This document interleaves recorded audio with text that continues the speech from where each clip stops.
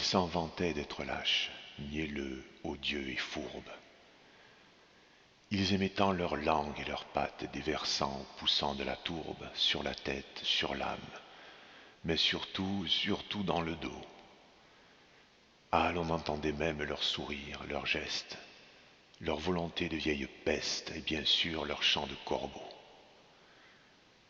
On pensait une très vieille mygale, aussi coupable que cachée dans son terrier juste entr'ouvert, d'où l'on devinait la noirceur des 8 yeux si perfides, avides et cruels, que les maîtresses de Lucifer en étaient jalouses.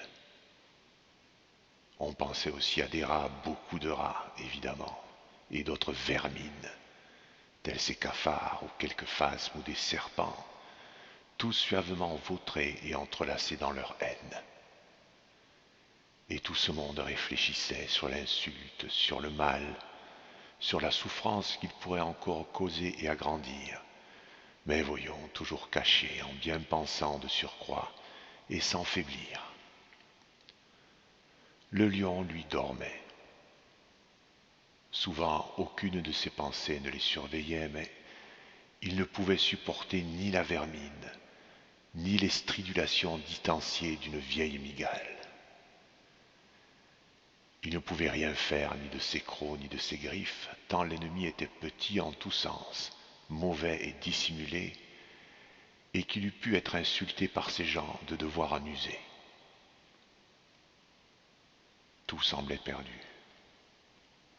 Dieu qui l'observait eut pitié de lui et lui conseilla d'avancer dans cette forêt où se dissimulait toute la populace aux aguets.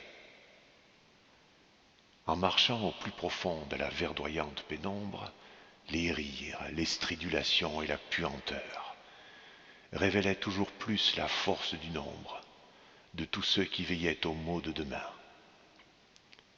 Leurs petites dents grinçaient de hargne et d'impatience, car sous la canopée le jour tardait à se coucher, et sous la poussière la mygale rageait encore regagnant son terrier.